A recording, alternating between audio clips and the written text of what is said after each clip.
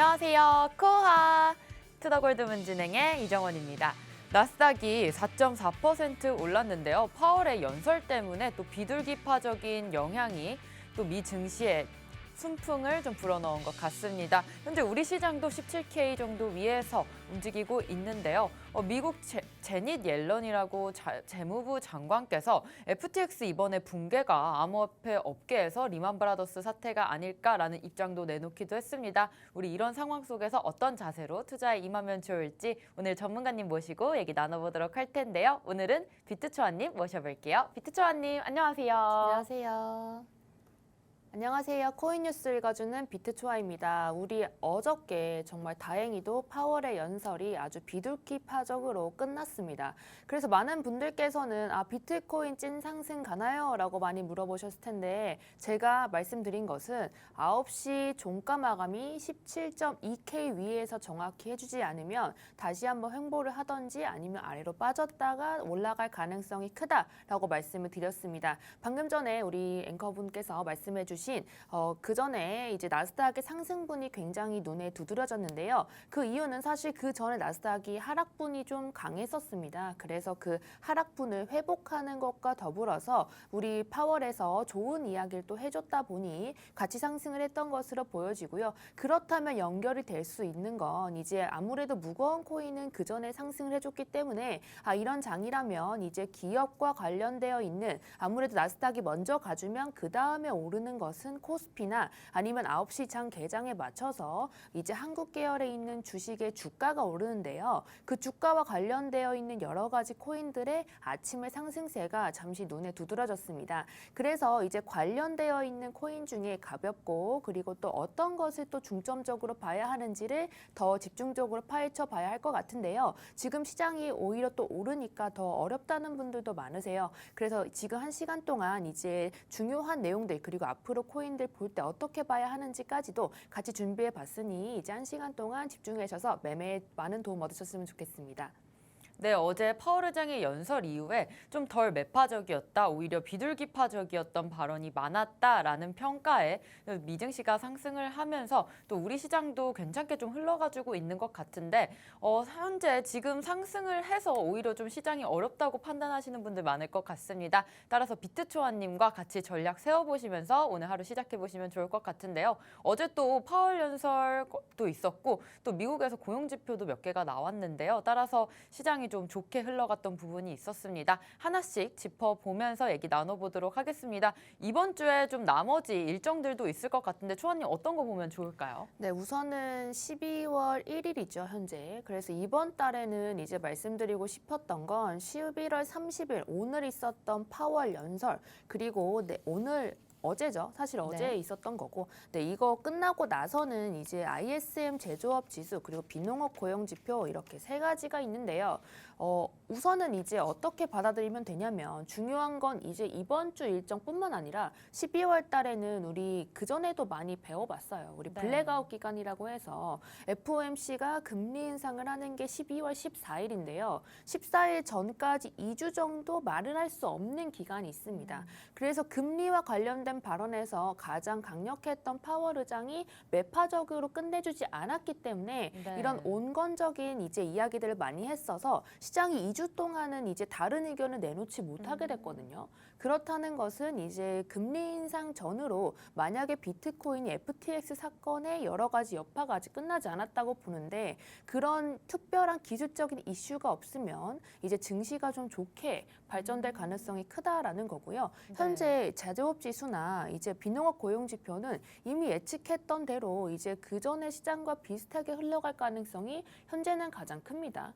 그리고 이제 이런 시장에서는 사실 그 전에 있었던 여러 가지 지표들 또한 이제 많이 받아들여졌기 때문에 이런 식으로 이제 좀 좋게 이야기했다라고 보여지는 거고요. 특히나 오늘 이제 있을 제조업 지수 그리고 내일 있을 비농업 고용 지표 역시도 시장의 예측치와 비슷하게 흘러가 주기만 한다면 다시 시장이 조금 이제 어떻게 보면 거면은 부서지기 일보 직전이라고 판단한 네, 거거든요. 네. 그래서 이런 고용 지표가 좀 나쁘게 나오거나 좀 좋지 못하게 나오거나 예측치보다 조금 더 낮게 나왔기 때문에 고용의 불균형이 확인이 되면서 이렇게 파월 의장이 달래면서 끝냈다라고 보여지는 것이기 때문에 네. 전체적으로 이제 거시적인 경제는 이제 2주 정도 잠잠할 것으로 보여집니다. 그래서 이제 앞전으로 이제 많은 여러 가지 기술적인 이유들 그런 것들에 조금 더 집중해야 할 타이밍이 다가온 것 같아요. 네, 또 오늘 제조업 지수 발표가 있고요. 내일도 고용 지표 발표가 있기 때문에 이러한 지표들 확인을 해 보시면서 우리가 12월 장세가 어떻게 펼쳐질지 좀 생각을 해 보시면 좋을 것 같은데요. 사실상 파월의 발언 때문에 12월에 75bp보다는 50bp의 인상이 좀 확실시되고 있습니다. 따라서 우리 12월에 산타 랠리가 가능할까라는 의견도 있는데 우리 오늘 기본적 분석에 어떤 것들을 좀 짚어보면 좋을까요, 초아님? 네, 우선은 파월 연설을 네. 한번 짚어볼 거고요. 그리고 이제 한국에서 있는 이슈들이죠. 네. 위믹스가 이제 피해자 분들께서 닥사의 손해배상 청구를 한다고 합니다. 네. 그래서 관련해서 여파, 특히나 이제 이런 시장이라고 한다면 당연히 이제 정부의 규제가 또다시 이야기가 나올 그죠. 시점이라서 네. 그런 것들도 짚어볼 거고요. 그리고 이제 그 전에 많은 장을 끌어내렸던 요소 중에 중국의 제로 코로나 완화가 있었어요. 그래서 제로 코로나를 한다, 안 한다 이런 이야기들로 이제 많은 폭등이나 이런 것들이 일어났기 때문에 그런 이제 시장이 어떻게 또 이제 흘러갔기에 이렇게 또 이제 좋은 모습이 나왔는지 같이 네. 짚어볼 거고요. 그리고 다음엔 킹달러 현상과 그리고 CBDC 발행 등에 대해서 알아볼 건데요.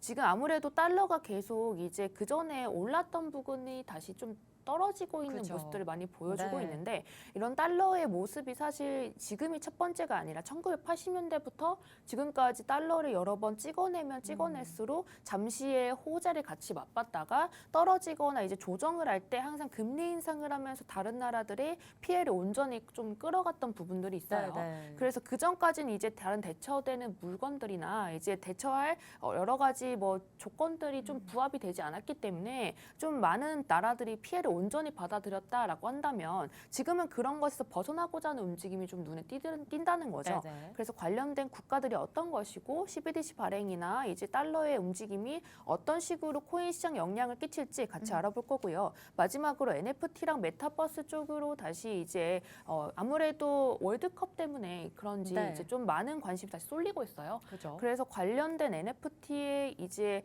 호재들이나 이제 아무래도 제가 말씀드렸던 뭐 정국이 앞에서 뭐 노래 불렀던 것들 그런 것들 말씀드리면서 NFT 시장과 엔터사의 관계를 좀 주목해봐야 했다라고 말씀드렸고 그리고 이제 앞으로 있을 NFT 시장 역시도 이제 기관과 연계돼서 진행이 될 가능성이 크기 때문에 NFT와 메타버스 자체도 조금 간략히 알아보도록 하겠습니다. 네, 오늘 이렇게 기본적 분석에서 여러 가지 좀 파악을 해주실 건데 우리 먼저 어제 나스닥이 지금 현재 어떻게 흘러갔는지부터 파악을 해야 될 것 같은데요. 나스닥 상황 먼저 짚어주시죠. 네, 우선은 이제 그 전주부터 네. 파악을 할 필요가 있어요. 이제 전주의 주요 지표나 이벤트 일정을 잠시 보실 건데 우리 일요일부터 금요일까지죠. 25일까지의 상황을 보면 결론적으로는 카타르 월드컵 그리고 블랙 프라이데이 추수감사절 등으로 인해서 시장 참여자 자체가 많이 적어져 있었던 시장이다라고 말씀드리고 싶어요.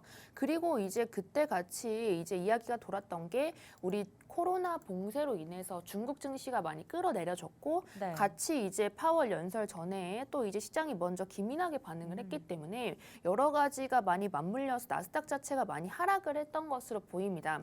그런데 이제 주가로 만약에 살펴보신다면 애플이 여기서 가장 중요한 역할을 하기 때문에 말씀드릴게요. 애플이 140달러까지 떨어진 다음에서 파월이 이제 비둘기파적인 이야기를 했습니다. 그런데 파월이 항상 제가 말씀드렸던 것은 이제 그 전에 시장을 보고 나서 그 시장의 유동성을 조절하는 면을 많이 보였거든요. 네. 근데 파월이 가장 중요하게 생각하는 건 이미 그 전에도 많이 이제 발언을 통해서 알 수 있었는데 이런 미국의 경제에 대해서 관심이 많고 다른 나라들은 이제 미국을 따라오기 때문에 미국이 건강해야 된다라는 맞아요. 발언을 여러 네. 번 했죠. 그런데 주가가 이렇게 그 전에 이미 하락했다는 것을 본다면 뭐냐면 나스닥 지표가 이미 2, 3일 동안 연속으로 하락하면서 주된 저항선까지 내려왔거든요. 네. 그래서 그 지지선에서 이제 파월이 강하게 이야기해줄 수 없다는 것은 너무 당연했던 것이고요. 네. 이런 상황에서 이제 애플이 140달러에서 이제 충분히 회복이 되는 이제 다음 주 상황 볼게요. 이게 어제 기준인데요. 지금 보시다시피 이제 회복이 되는 모습들을 많이 보여줬죠. 그래서 대부분의 이제 주가들이 대부분 이제 중요한 지지선에 걸터져 있었다가 네. 이제 그 저항에도 어차피 이제 닿았던 부분이기 때문에 이제 올라가게 된 것도 있다라고 말씀드리고 싶고요. 그리고 그 전에 파월이 이야기하기 전에 이미 여러 가지 지표들이 좀 나왔습니다. 그 지표를 봤을 때 보시면 개인 소비자 물가 그리고 기업 실적 GDP 등이 발표가 됐는데 예상치보다 대부분 다 상회하는 모습들이 보였습니다. 네. 그렇다는 것은 이제 생각보다 미국의 이제 경기가 견고하다라는 또 뜻도 받아들여지는데 이렇게 여러 가지 갈래로 파악이 되는 여러 가지 지표들이 많이 나왔죠. 그런데 네. 이제 여러 가지 뭐 문제가 특히 많이 됐던 것이 고용 쪽인데 네, 네. 아무래도 이제 파월이 아무리 금리 인상을 해도 이제 고용 시장의 불균형이 보이지 않았기 때문에 계속 금리 인상을 더 할 것이다라는 네, 네. 뉘앙스로 이야기를 했었죠.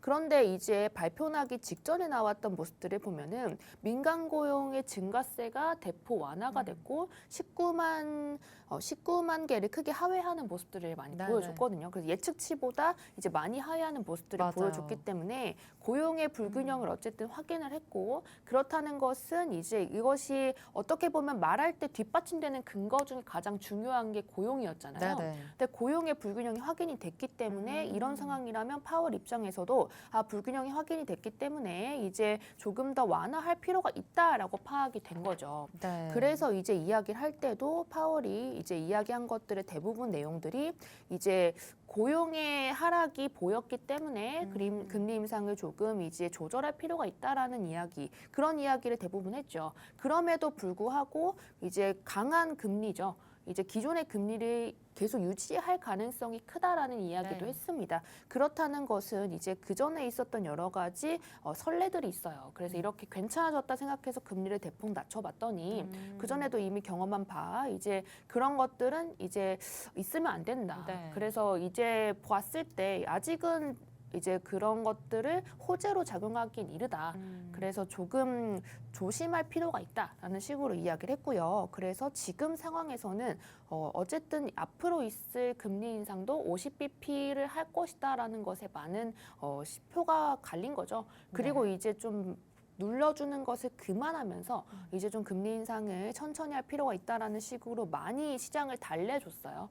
그래서 고용 지표에 확인을 한 뒤에 이런 이야기가 돌았기 때문에 시장에서는 안도 랠리가 조금 이어질 것이다라고 파악이 되고요. 특히나 14일까지 이제 금리 인상 전까지 어떻게 보면 중요한 발언을 할 수도 없고 그리고 네. 기업 실적이나 이런 것들 발표는 또 1월에 있어요. 네. 그래서 그 전에까지는 이제 악재로 거시적인 악재로 요소가 많이 없거든요. 그래서 많은 분들께서 기대하는 게 이런 사진이 많이 돌더라고요. 아, 네. 귀엽네요. 파월 의장의 네. 산타 모습을 이제 다는 건데 산타랠리라고 많이 얘기하죠. 네. 이제 크리스마스 전후로 이제 상승을 하는 것들을 많이 보여주는데 사실 이제 내년 1월부터는 기업 실적이 발표가 되기 때문에 1월부터는 이제 상승이 조금 어려워질 수도 있다라고 생각이 네. 들고요. 그 전에 이제 FOMC 금리 인상이 제대로 돼준다면 사실 12월 달 전체가 상승을 조금 보여줄 수 있다라는 생각이 있습니다. 그런데 금리 인상에 조금 안 좋은 이야기가 있거나 네. 아니면 이제 또 악재로 작용된 FTX 사건들이 있기 때문에 그런 것들이 좀 맞물려서 나쁘게 또 시장을 흔들릴 수도 있죠. 그래서 조금 더 이제 시장의 그런 뉴스에 더 민감해져야 한다고 생각을 하고요. 지금 입장에서는 이제 금리 인상 전까지는 많은 이제 거시적인 악재는 없기 때문에 나스닥이나 이제 이런 것들 상승이 있을 것이고 지지와 저항을 잘 지켜줄 것이다라고 판단이 됩니다. 네, 파월의 연설을 계기로 우리가 조금 전환을 해볼 수가 있겠는데요. 1월 달에는 우리가 아무래도 기업들의 실적이 발표가 되기 때문에 사실상 많이 좋지 못한 성적이 나올 수도 있을 것 같습니다. 1월에는 상승장을 기대해 보기보다는 지금 12월 달에 상승장을 좀 기대를 해볼 수가 있겠습니다. 현재 나왔던 고용 지표에 따르면 이런 민간 고용이 지금 현재 12만 7천만 개 정도로 증가를 해서 현재 지난해 1월 이후에 가장 낮은 수치입니다. 우리가 예상치였던 20만 개에 크게 못 미치면서 사실 과열된 노동시장이 좀 식기 시작했다. 따라서 파월이 비둘기파적인 발언을 했던 것 같고요. 이런 것들이 우리가 연준에서 인플레이션 우려를 어느 정도 덜어냈다라고 시장이 좀 판단을 한 것 같습니다. 따라서 12월에는 약간의 상승장 좀 기대해 볼 수 있지 않을까 싶은데 현재 코인 시장에서도 투자자분들이 오히려 좀 늘은 모습인데 지금 나스닥 우리가 비교를 해봤을 때 나스닥이 좀 훈풍이 불게 되면은 우리 코인 시장 쪽에서도 조금 괜찮게 산타 랠리 아까 말씀하셨듯이 좀 펼쳐질 수 있을지 좀 궁금한데요. 우선은 네. 크게 상승했던 코인들 네. 위주로 봤을 때 기관의 개입이 좀 있었다라고 판단이 되는 게 네네. 그 도미넌스를 보면 알 수 있거든요. 그 도미넌스를 간략하게 말씀드리면 네. 이제 그 코인이 전체 시장에서 몇 %를 차지하느냐가 도미넌스인데 비트코인의 도미넌스가 상승하는 모습을 보여줬어요. 그런데 그 전의 모습들을 보시면 이제 도지나 아니면 리플 쪽으로 상승이 많이 불어 있었기 때문에 이제 개인에 의해서 움직이는 장이었어요. 그런데 이제 위믹스 사건이 또 있었고 그리고 그 전에 또 FTX 사건이 있었기 때문에 이제 개인분들이 오히려 이제 좀 불안한 거죠. 네. 그래서 이제 거래소를 믿지 못하게 되면서 콜드월렛 쪽으로 많이 좀 빠진 상태였는데 네. 그런 상황에서 기관의 개입이 좀 있었다라고 생각이 되고요. 이번 기회에 기관의 매수가 조금 있었기 때문에 이런 이더리움이나 네. 아니면 이제 그런 이더리움 클래식 채굴자들이 좋아하는 것이죠. 네. 이런 코인들의 상승 그리고 이제 이더리움 고래들이 많이 매집한 것들이 있어요. 그런 것들이 폴리곤, 베이직 어텐션 토큰, 엔진 코인 같은 것들인데 이제 그 기관이나 이제 세력들이 좋아하는 코인들 위주의 상승이 보였다는 건 네. 사실 시장 전반적으로 봤을 때는 긍정적으로 봐야 합니다. 네, 왜냐하면 그 전까지는 뉴스에 의해서 많이 이동이 됐고 그랬기 때문에 세력들에 의해서 아니면 개인에 의해서 많이 움직이는 장이었거든요. 네네. 그래서 그 전에 뉴스들을 많이 살펴보시면 코인 개미가 24%가 늘었다. 9월 달의 뉴스죠. 네. 이런 식으로 오히려 이제 장이 좋지 못하니까 코인이 또 좋은 방법으로 많이 떠오르면서 많은 개인의 투자가 이어졌습니다. 그래서 비트코인 역시도 0.1개에서 10개 규모로 보유주를 하고 있는 보유자 수가 사상 최고치를 근접했었는데 이때 터졌던 게 FTX였고 네. 이제 그런 여러 가지 이슈들이죠. 특히나 한국 사람들은 이제 한국 투자자분들은 위믹스 사건도 또 있었기 때문에 개인 투자자분들의 투심은 사실 소폭 감소, 대폭 감소가 되어 있었던 시점이고요. 그리고 그 후에 이제 이런 이제 상승장을 기대했던 기관들이 이제야 진입을 하는 모습들이 네. 조금 보이는 거죠. 그래서 이제 앞으로는 이제 그 전에 정해져 있던 수순들이 있어요. 비트코인이 먼저 달려주고 그게 떨어질 때 그 사이 간략하게는 짧은 코인들, 작은 코인들이죠. 시총이 작은 코인들이 잠시 펌핑을 해주고 그리고 나서 조정을 줬을 때 이제 다시 한번 올라가면서 그때 이제 양분되는 이제 매수세들이 양분되면서 이제 이더리움이나 이제 무거운 코인들 쪽으로 가는 그런 이런 상승의 사이클이 있거든요. 네네네. 그 사이클을 잘 지켜줄 것이다라고 이제 판단이 되는 그런 시점이고요. 그리고 이제 같이 보실 것들은 아무래도 위믹스 사건이 좀 컸었죠. 네. 그래서 위믹스가 이제 아무래도 그때도 말씀드렸던 것이 그 후의 모습이 어떻게 될지가 지금 중요한 거잖아요. 네네. 그래서 위믹스도 지금 보시면 이제 거래 지원 종료 안내가 이제 중요한 날에 떴었다라고 말씀드렸죠. 맞아요. 그래서 11월 24일 날 했었는데 이 거래 지원 종료가 뜬 시점 당시가 사실 이제 중요한 날이었죠. 왜냐하면 그 전후로 나스닥이 좀 열리지 않고 시장이 조금 김치코인 쪽으로 많이 불어오려고 네. 이제 많은 세력들의 진입이 있었는데 그때 첫날에 떠주면서 이제 오히려 세력들이 진입만 한 상태로 빠져나가지 못하고 가만히 있는 모습을 많이 보였거든요. 그래서 김치코인 위주로의 상승이 일어나지 못했기 때문에 앞으로 장이 좀 좋아지거나 지금 같은 장이 유지만 된다 해도 네네. 이제 김치코인 쪽으로 조금 이제 비트코인이 비실거릴 때 아. 상승 줄 수 있는 충분한 여력이 있는 거고요. 네. 그리고 이제 위믹스의 모습을 보면서 같이 살펴보셔야 하는 건 지금 코인베이스 또한 리플의 월렛 지원을 종료했어요. 그죠. 그렇다는 것은 이제 주변에 있는 그런 한국계 거래소뿐만 아니라 이전에 이제 많이 다뤘던 것이 한국계 거래소보다 이제 외부에 있는 해외에 있는 거래소들이 많이 좀 어떻게 보면은 사람들의 피를 감소를 시켰죠. 네네. 그래서 그 감소한 것에 의해서 많은 어떻게 보면 코인베이스나 아니면 이제 바이낸스 쪽으로 투자를 하시는 해외 거래소에 투자하시는 분들도 생겼을 것인데 네. 이제 그런 쪽에서도 이제 상패를 하든지 코인의 개수를 줄이려는 모습을 많이 보일 거라는 거죠. 그런데 그때마다 같이 살펴봐야 하는 건 이제 코인베이스에서 상패가 된다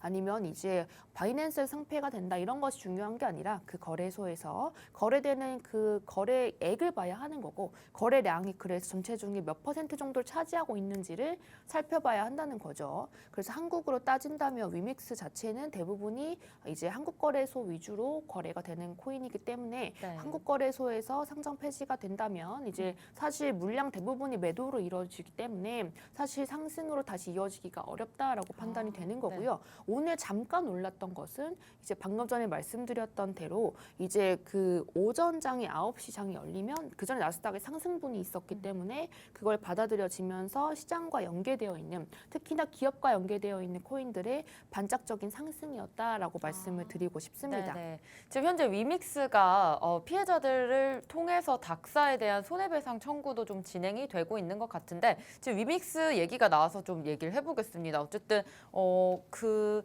장영국 대표 입장에서는 지금 업비트가 조금 우리한테 보복성으로 상장 폐지를 한 것이다. 어떠한 정확한 규정 없이 닥사가 좀 결정을 했다라는 입장인 것 같고 닥사 입장에서는 우리만의 어쨌든 규정이 있었고 당연히 다른 거래소들도 좀 찬성을 해서 이렇게 결정이 난 거다 이런 입장인 것 같은데 지금 피해자들도 좀 이렇게 소송을 걸고 있는 것 같습니다. 현재 닥사 측에서 번복을 할 수 있는 여지는 있나요?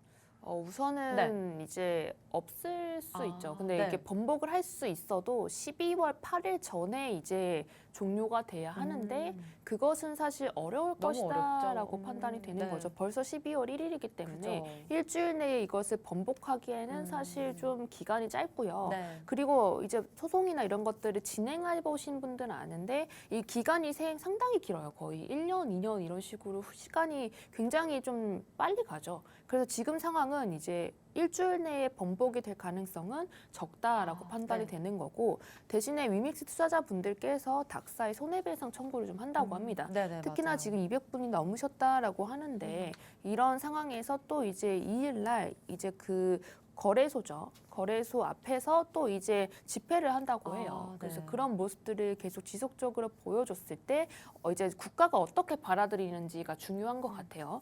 그래서 관련되어 있는 법규나 이런 것들을 이제 좀 많이 이야기를 하기 시작했고요. 특히나 가상자산 관련해서 내부 통제가 중요하다라는 이야기를 많이 이야기를 했어요. 특히나 네. 이제 제4회 정기 포럼이 30일 날 개최가 됐는데 그때에도 이제 참석을 하시는 분들 대부분이 이제 이런 것들에서 이제 어떻게 보면은 매수를 한 사람들의 이제 법안 관리나 이제 좀 어떻게 보면 그런 관리가 돼야 한다. 그리고 그런 네. 것들이 이제 피해자분들에게 더 이상 큰 피해가 가지 않도록 이제 어떤 식으로라든 정부에 이제 좀 보호가 있어야 된다라는 식으로 이야기를 하고 있습니다. 그리고 특히나 정부가 이제 과세에 대한 이야기를 어느 정도 시장에 흘리고 있는데 과세가 된다는 것은 결국엔 그 전에 보호가 먼저 돼야 된다라고 생각하는데 어쨌든 보호든 과세든 이 비트코인이든 코인의 이런 탈중앙화적인 목표죠.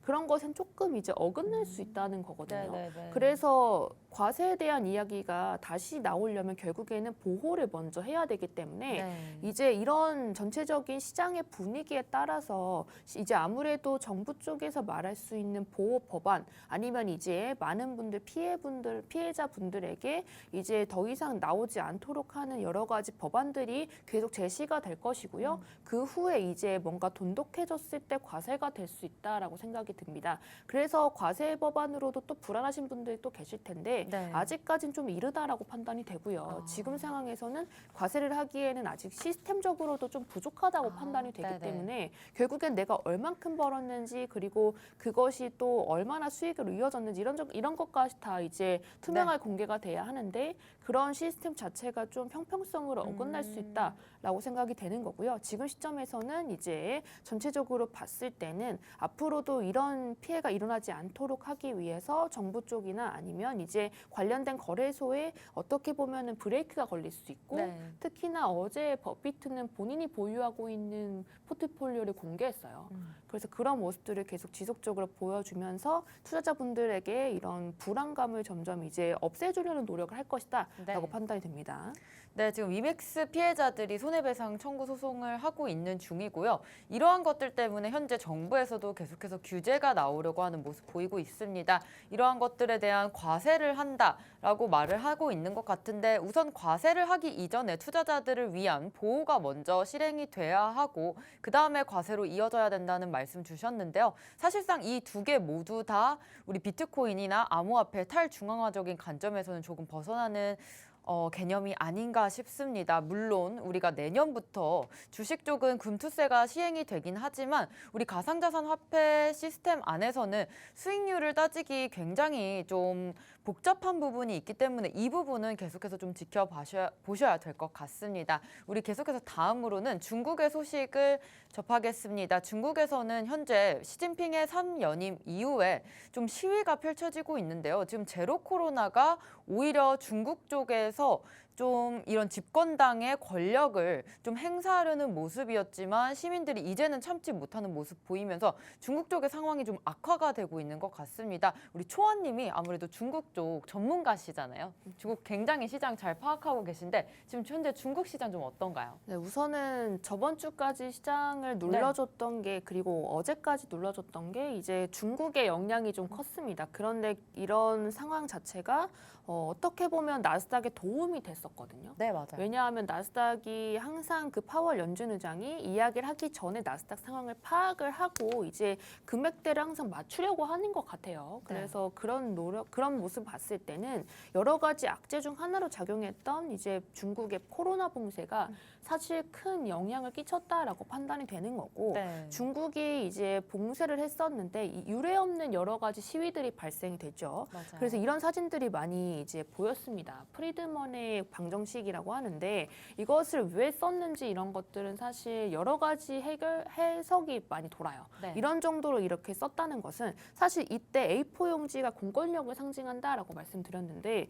A4 용지 판매가 중단되기도 했고요. 와, 네. 그리고 SNS에 이제 관련된 언어를 쓸 수 없게끔 이제 이제 그런 것을 쳤을 때 나오면 또 이제 내리는 모습들을 많이 보여줬기 때문에 이런 방정식을 썼던 게 이제 프리드먼이기 때문에 이제 자유롭게 하라라는 영어 단어가 네네. 비슷해서 쓴 것이다. 아니면 이제 우주 대폭발 이론이기 때문에 이걸 또 이제 퍼뜨려라라는 식으로 썼던 것이다라는 네. 여러 가지 해석이 돌 정도로 좀 이슈가 됐었습니다. 아.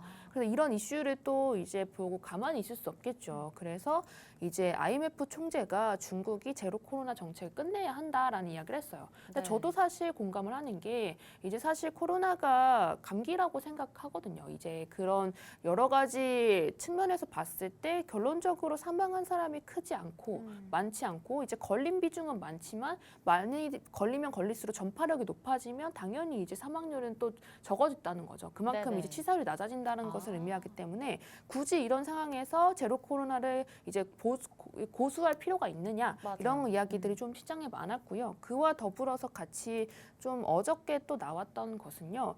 PCR 검사를 완화를 했습니다. 그래서 특히나 완화를 하면서 여러 가지 이야기가 돌았던 특히나 중요했던 뭐 상하이나 여러 네. 가지 이제 도시들, 충칭 이런 도시들에서 베이징, 광저우뿐만 아니라 여러 가지 무역적으로 중요한 도시들이 있거든요. 네. 그런 도시들을 위주로 해서 PCR을 조금 완화하는 모습들을 많이 보여주고 이제 조금 더 완화할 것이다라는 시장에 어느 정도 흘렸습니다. 네. 그렇다는 것은 이제 전체적으로 봤을 때 이제 시 주석 또한 이것을 더 이상 관망하고 있을 수 없고 더 누를 수 없다는 것을 좀 어느 정도 알 수 있었죠. 네. 그래서 좀 시장에 긍정적인 뉴스를 많이 보여줬다라고 파악이 되고요. 그 전에 이제 시장의 문제점들이 이렇게 제로 코로나가 다시 강화가 되면 이제 중요했던 것은 이제 유럽연합이나 유럽연합이 중국 쪽과 여러 가지 긴밀한 여러 가지 모습들을 보였는데 문호를 걸어 잠그게 되면 이제 앞으로 있을 여러 가지 공장 가동이나 아니면 이제 이슈가 되었던 이제 어떻게 보면 좋은 모습이죠. 이런 관계가 좋은 모습들이 영향을 받을 수 있다라는 거였는데 이런 다시 문호 개방을 하기도 했고 그럼 이제 공장이 한 명만 이제 그 전에만 확진자만 나왔다라고 하더라도 그 공장 자체가 다 폐쇄가 되는 모습들을 보였어요. 네. 그래서 제로 코로나가 이제 강화가 됐을 때 애플이나 이런 어떻게 보면은 공장이 중국에 있는 그런 회사들이 대부분 이제 떨어진 거거든요. 그래서 나스닥에 이제 많은 하락에 차지를 했던 것인데 어떻게 보면 PCR 검사를 완화한다는 것이 첫 번째 발걸음이다라고 생각이 들고 그럼 어떻게 앞으로 진행이 될 건가요? 라고 물어보신다면 우리나라 역시도 이제 코로나가 완화됐을 때 보이던 모습들이 있어요. 네. 그래서 PCR 검사 점점 안 하게 되고 이제 뭐 실내에서 마스크를 점점 허용하게 되고 맞아요. 이런 과정들 일례 과정들 생각해 보시면서 중국 또한 그렇게 될 수 있다라고 판단이 되고요. 6개월 내에 처음부터 말씀드렸던 것처럼 6개월이라는 시간을 이미 그 전에 공시했던 만큼 네. 점차적으로 좀 이제 제로 코로나를 완화할 것이다라는 생각이 들고요. 네. 그럼 이제 같이 생각해 봐야 하는 게 중국이 이런 문호를 다시 이제 열 것이다. 그리고 이제 주변에 있는 국가들 또한 특히나 유럽연합 중심으로 해서 유럽연합이 중국 쪽이나 이제 여러 가지 아무래도 본인들도 살아야 하니까 네. 지금 이제 추워지고 있는 와중에 당연히 이제 좀 어떻게 보면 미국 쪽에 비빌 언덕이 조금 사라졌거든요. 네. 그래서 이런 여러 가지 사건들 그리고 이제 일련의 과정들을 통해서 중국 쪽과의 더 이제 긴밀한 모습들을 보여줄 것이고 특히나 많이 살펴봐야 하는 것은 G20 국가들이 대부분 이제 유지가 되어 있는 특히나 이제 신흥경제국으로 포함이 되어 있는 국가들이 중국 쪽과 좀 많이 밀접되어 있죠. 네네. 그런데 이제 중국과 관련 있는 국가들이 CBDC 발행이나 이런 이제 브라질 쪽은 특히나 이제 비트코인 결제를 합법화시키는 법안들을 통과를 시켰습니다. 네. 그렇다는 건 브릭스 기준으로 해서 인도 또한 CBDC를 그 전에 이미 또 진행을 하고 있다, 시범 출시를 네. 하고 있다라고 말씀을 드렸고 브라질 또한 그런 모습을 보였고 이제 인도네시아 또한 CBDC를 발행을 하면서 이제 여러 가지 호전되는 모습들을 보였는데 이건 정해진 수순이라고 생각이 되거든요. 왜냐하면 킹 달러 자체가 결국엔 미국이 이제 달러를 찍어냈고 그 네. 찍어낸 것들을 회수하고 금리를 이제 긴축시키는 그런 모습들을 보였을 때 결국에 긴축을 시켰을 때 주변의 국가들이 지금까지 몇 번 여러 차례가 피해를 많이 봤죠. 이번에는 이제 유럽 연합이다라는 것이 정해진 수순이다라고 말씀드렸는데 그렇다면 그 전에는 이제 해결책으로 제시가 되었었던 것이 없는데 지금은 결국에는 이제 CBDC나 이제 어떻게 보면은 그 시스템적으로 벗어나려는 움직임들이 계속 국가적으로 활발하게 처리가 되고 있다라고 네. 하는 거고 결국엔 그 중심에 중국이 있을 수밖에 없거든요. 그래서 중국의 경제 상황이나 중국의 모습 그런 것들을 그런 긴밀하게 살펴봐야 하는 게 네. 중국과 연결되어 있는 이제 여러 가지 암호화폐나 이런 시장들이 결국에 정부 주도하에 또 움직이기도 하고 그리고 이제 연합이 되어 있거나 아니면 G20 국가들 중에서 이제 좀 네. 중국의 호전적인 국가들은 대부분이 이제 참여를 할 수도 있다라고 생각이 들고요. 그 전에 이미 러시아 쪽의 경제를 좀 잠갔을 때, 특히나 이제 전쟁이 진행이 됐을 때 역시도 그때 열었던 이제 화상 회의나 이런 것들 참석했던 국가들이 대부분 이제 중국 쪽의 호전적인 국가들이었거든요. 네. 그런데 그런 기준으로 해서 우리 그 전에 있었던 BSN 기억하실지 모르겠는데 중국 쪽에 있었던 여러 가지 네트워크 서비스가 이제 블록체인을 기반으로 해서 이제 정부 주도하에 해왔던 사업이죠. 그런 것들을 좀 중점적으로 보시면 결국에는 비슷한 송금형 코인이나 중국이 좀 좋아하는 네. 코인들 위주로 특히나 이제 관련이 있는 이제 브릭스 계열이나 네. 아니면 이제 유럽 연합 또한 아이오타를 또 이제 유럽 연합의 블록체인 서비스에 또 채택을 하는 모습을 네네. 보여줬거든요. 그렇다는 것은 결론적으로는 중국과 연결이 될 수 있다라는 점 그리고 이제 킹 달러에서 벗어나려고 하는 모습들을 보이는 과정이 있기 때문에 이제 암호화폐는 끝인가요? 이런 이야기가 좀 들어갈 때가 되지 않았나 네네. 이런 생각이 듭니다. 네, 중국에서 제로 코로나 사태로 인해서 지금 현재 시위가 펼쳐지고 있는데 중국에서 한 6개월 정도 유예 기간을 둔 만큼 점점 서서히 좀 제로 코로나에 대한 것을 완화하려는 정책을 펼칠 것 같다는 얘기까지 주셨습니다. 현재 유럽이나 또 브릭스라는 다른 나라에서는 중국과 손잡으려는 움직임이 계속해서 보이고 있고요. 현재 CBDC 발행도 그렇고 인도에서도 이러한 절차들이 계속 나오면서 중국 측에서도 킹달러에 반대하는 세력의 상황을 좀 더 키워가고 있는 것 같습니다. 이런 상황에서 우리 암호화폐가 계속해서 쓰이고 있다는 점이 가장 중요하게 생각하실 주의하셔야 될 점인 것 같고요. 현재 우리 시장 쪽으로 좀 수급이 몰리고 있다는 점, 또 중국계 코인들 아니면 송금형 코인들, 또 아이오타 같은 계열의 코인들의 상승이 좀 있을 것이다라는 말씀까지 주셨습니다. 현재 블록파이가 좀 파산을 하기도 하면서 현재 연쇄 파산도 일어나는 것이 아니냐라는 시장의 우려도 있는데 GBTC를 좀 추가적으로 매수하거나 또 그레이스케일, 또 제네시스 지금 현재 상황은 좀 어떤가요?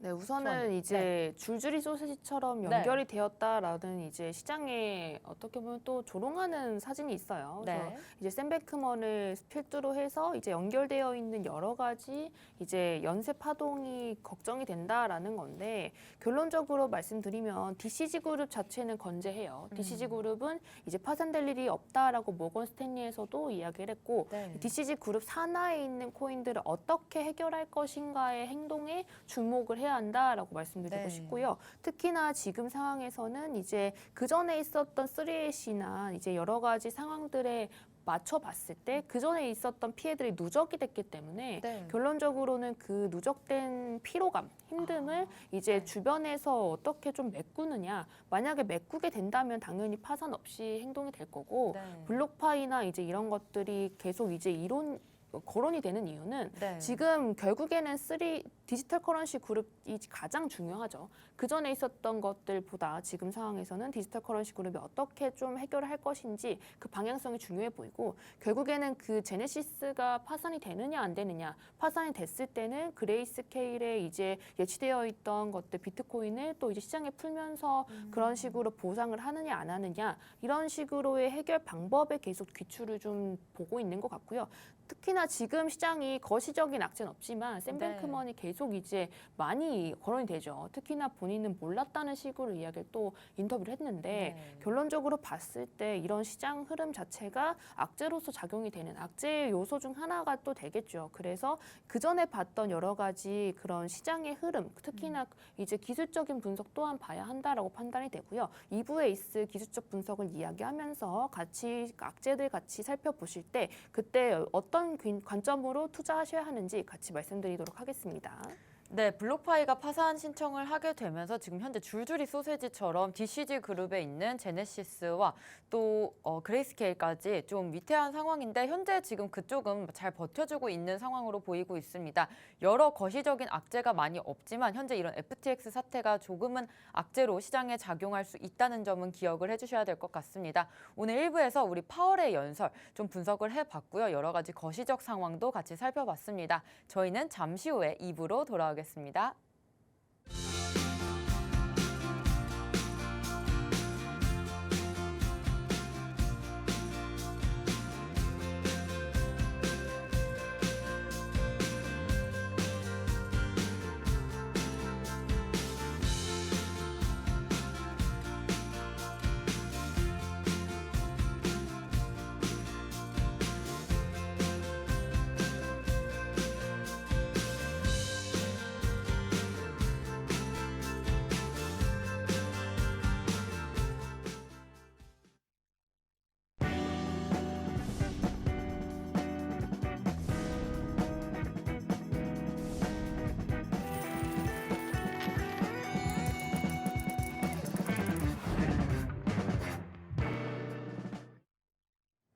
네, 2부에서는 초원님과 기술적 분석 먼저 보고 들어가겠습니다. 여러분들께서 가장 궁금해하시는 비트코인 차트 먼저 살펴볼 텐데요. 비트코인 짚어주시죠.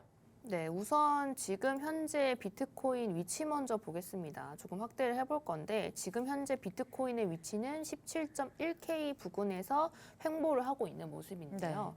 많은 분들께서 오늘 질문해 주셨어요. 그 전에 초안님께서 15.5K를 하락하는 하방 모습이 보일 것이다 라고 이야기했는데, 네. 그런 관점을 철회하느냐가 귀추였던 것 같아요. 그래서 제가 다시 한번 말씀드리는 건 17.1K는요, 어떤 선이냐 하냐면 시간봉으로 봤을 때 지금 그 전에 있었던 하락 라인의 머리 부분입니다. 여기서부터 보시면 되고요.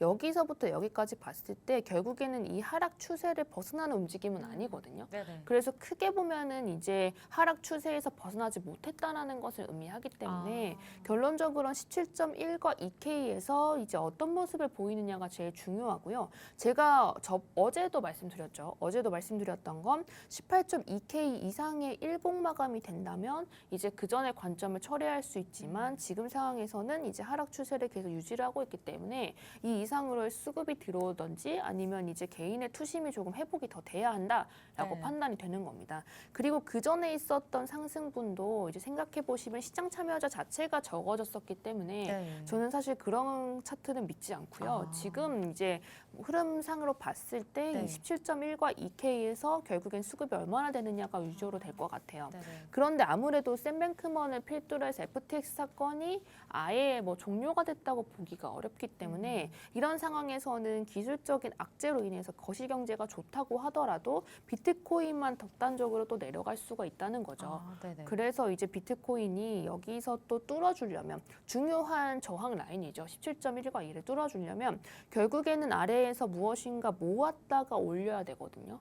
그래서 기관의 움직임이 중요하다라고 말씀드렸던 것은 결국에는 비트코인 쪽으로 수급이 결국 늘고 있어요. 그래서 비트코인의 지금 30 도미넌스가 36.7%였거든요. 제가 방금 전에 보고 왔을 때는. 네네. 36.7%를 기록했다는 것은 결국에는 이제 말씀드렸던 대로 이제 개인의 관심은 줄었지만 기관의 수요가 바로 늘었다라고 판단이 되는 거고 이게 지금 도미넌스적으로 판단이 됐었는데 모건 스탠리 역시도 동일한 관점을 또 이야기를 했습니다. 네. 그렇다는 것은 이제 무거운 코인들의 상승이 결국에는 개인의 투자보다는 기관의 투자로 인해서 좀 일어났다라고 판단이 되는데요. 그렇다면 왜 이제 상승분으로 안 보고 여기서 또 눌릴 것으로 보느냐라고 생각하신다면 이제 이 주봉상으로 봤을 때 제가 말씀드렸죠. 그 전에 있었던 하락분들을 보시면 결국에는 이제 이렇게 상승했던 것을 다 토하고 한번 삼각 수렴이 된 다음에 2차 하락이 일어난 뒤에 올라갔었다. 네네. 그래서 두 번이나 그런 모습을 보여줬기 때문에 지금 이제 차트적으로 봤을 때 주봉상으로 결국 크게 본다면 이제 그 전에 있었던 비정상적인 장이죠. 이만큼은 비정상적인 장인데 네. 이때는 유례 없었던 만큼 돈을 풀었죠. 이제 코로나 여파로 좀 돈을 많이 풀면서 네. 상승분이 굉장히 강하게 일어났고 하락분이 그래서 다 토해진다라고 생각이 됐을 네네. 때 토한 다음에 결국에는 2차적인 파동이 한 번 더 있어야 된다라고 생각이 드는 거고요. 저는 그게 1월 전후로 보고 있어요. 네네. 그래서 지금 상황에서는 이제 1월 달에 그 어떻게 보면은 당연히 정해진 수순인데 기업들의 실적이 좋지 못할 수밖에 없어요. 그래서 거시적인 경제 전체가 이제 산타랠리를 기대를 하고 있지만 단기간 동안의 작은 선물이다라고 생각이 들고요. 그 뒤에 하락했다가 다시 올라가는 모습들이 결국에는 이제 일자로 올라가는 것도 없죠. 일자로 떨어지는 것도 없고 그쵸. 이렇게 이제 웨이브를 지니면서 올라갔다 내려갔다 하는데 그럼에도 불구하고 이때 진입을 했던 이유는 이제 중요한 것을 생각을 해봤을 때 그 전에 있었던 FOMC나 이런 것들이 발표가 되기 전에 있었던 건데요. 네. 8월 달 이후로 봤을 때 FOMC보다 더 영향을 많이 줬던 게 CPI거든요. 네. CPI나 파월 연설이 있었을 때를 제가 파란색으로 칠해왔는데 이때는 파월 연설이고 이때 두 번은 CPI 발표 날이었어요. 그런데 보시다시피 24시간 동안 코인장은 열려있기 때문에 상승해줬다가 발표된 다음에 하락하는 모습을 보였거든요. 그래서 여기에서 역시도 그 전에 이미 상승분이 있었죠. 네. 상승분이 있었기에 하락할 수 있다라는 관점은 동일하게 진행이 되는 거고 이 하락했을 때 결국에 어떤 코인이 올라갔느냐 확인해 본다면 이제 방금 전에 말했던 기업과 관련이 있는 코인들 아니면 네. 이제 그 전에 못 올라줬던 특히나 가벼운 10원대 아니면 100원대 코인들이 올라줄 수 있었다라는 거고요. 그래서 그것을 좀 단타적으로 짧게 먹고 가기 위해서 코코아 톡방에 계신 네네네. 분들께 지속적으로 브리핑을 해드리는 거예요. 그래서 그래서 그 네. 후에 이제 뚫어준다면 이제 상승분으로 또 전환이 된다면 결국에는 이제 하락을 해줘서 물량을 모은 뒤에 상승을 해줘야 된다라고 생각이 되고요. 네. 저는 결론적으로 관점을 다시 말씀드린다면 중장기적으로 상승은 맞지만 이제 하락 파동이 한 번 더 남았다라는 것은 아직 철회가 되기에는 이르다라고 생각이 되고 18.2K 이상의 일봉 마감이 제대로 보여져야 한다라고 생각이 드는 겁니다. 네, 현재 17.1K 구간, 17.2K 구간을 가장 강력하게 좀 매수세가 들어와 주느냐, 안 들어와 주느냐 이 부분을 좀 확인하는 게 가장 체크 포인트가 될 것 같고요. 한 파동 정도 더 떨어질 수는 있으나 중장기적으로 봤을 때 계속해서 상승 관점은 유지하고 계십니다. 또 기업 또 관련 코인으로 좀 수급이 몰릴 것이다 아니면 10원이나 100원대에 시총이 아직 약한 코인들의 상승 펌핑이 있을 것이다 라는 말씀 주셨는데 그런 부분들은 초아님이 코코아톡방에서도 같이 좀 짚어주시니까요. 그 부분 같이 확인을 해보시면 좋을 것 같습니다. 요즘 제일 핫한 코인 도지코인이죠. 우리 저번 시간에 도지코인 시간이 약간 없어서 많이 못 본 것 같은데 도지코인도 같이 좀 짚어주시죠. 네, 도지가 상승분이 강했기 때문에 네. 많은 분들께서 들어가기 무섭거나 아니면 들어가 계시고 계속 이제 올라라라고 말씀하시거든요. 그런데 우선 이런 말씀 드리고 싶어요. 이제 그 전에 이제 어디서 읽었는데 전교 1등 했던 애는 그 다음 1등 하기가 더 쉽다라는 이야기를 했어요. 그렇다는 것은 결국에는 수급이 많이 들어와서 이미 펌핑이 많이 되어 있던 코인은 그 다음에 또 세력들의 자본이 훌륭하게 많다는 것을 증명을 했기 때문에 네. 또 상승의 관점을 가져가기가 편하다는 거죠.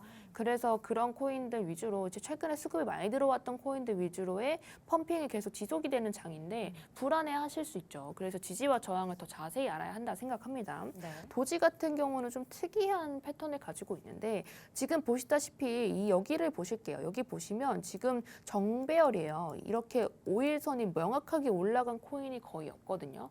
도지는 지금 전체적인 거시경제의 영향을 거의 안 받았다고 보시면 되고 네. 독자적으로 좀 차트를 그려가고 있다라고 판단이 되는데 중요한 거는 이제 매도세, 그러니까 매물이 늘었다는 거죠. 매도를 할 사람의 증가가 계속 눈에 띄기 때문에 차트적으로는 이제 예쁘죠. 예쁘지만 이제 좀 눌러줬다가 다시 올라갈 가능성이 큰 자리이기 때문에 네. 올라갈 때 사기보다는 이제 전체적으로 비트코인이 눌려서 저항을 좀 잘 확인하고 지지를 잘 확인됐을 때 진입을 해야 된다라고 생각이 되고요.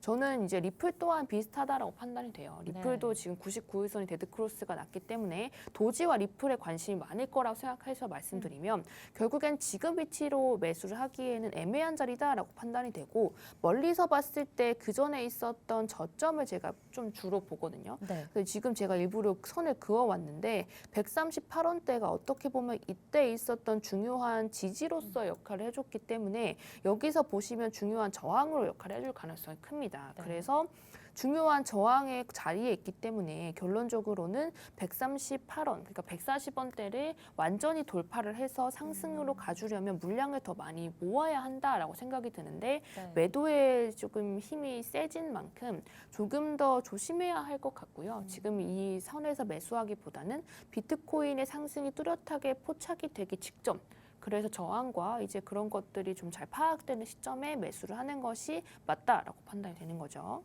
네, 도지코인도 같이 짚어주셨는데 현재 비트코인이 좀 오르기 전에 그 전에 저항과 지지를 확인하고 도지코인의 매수 타점을 잡아가시는 것을 추천드리겠습니다. 현재 지금 도지코인 말고도 몇 가지 좀 중요하게 보시는 코인도 있나요?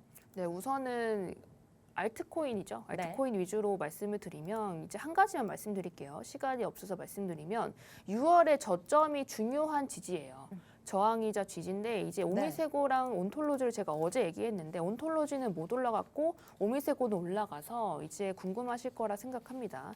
이제 오미세고는 보시면 6월 저점의 거리가 상당히 있고 이제 온톨로지 같은 경우는 6월 저점에 이미 중요한 저항으로 판단이 됐는데 여기 라인을 결국에 찍어주지 못했던 거죠. 넘어주지 못했고 네. 이제 역대급으로 있었던 저점이기 때문에 이 여기에 중요한 저항이 이제 좀 형성이 됐을 것이다라고 판단이 돼요. 그래서 만약에 이제 알트코인 위주로 단타를 빨리 치실 분들은 6월 저점이 뭐냐 가깝냐 위주로 좀 보셨으면 네. 좋겠습니다. 네, 현재 단타적인 관점으로 코인을 접근하실 분들은 지금 현재 6월 저점이 지금 저점과 현재 뭐냐, 가까우냐 이 부분을 참고를 하셔서 매매 타점을 잡으시면 아주 좋은 수익률 가져가실 수 있다라는 말씀 주셨습니다. 좀 더 자세한 매매 방법과 우리 차트 분석 저희가 오후 1시 반부터 이어갈 건데요. 오후 1시 반에 무료 방송으로 진행하고 있습니다. 함께 하실 수 있는 방법 안내드리겠습니다. 먼저 컴퓨터로 들어오실 분들은 팍스경제TV 홈페이지에 들어오셔서 좌측 하단 보시면 투더골드문 배너가 있습니다. 배너를 클릭하시면 바로 전문가님들의 실시간 무료 방송을 함께 하실 수가 있고요.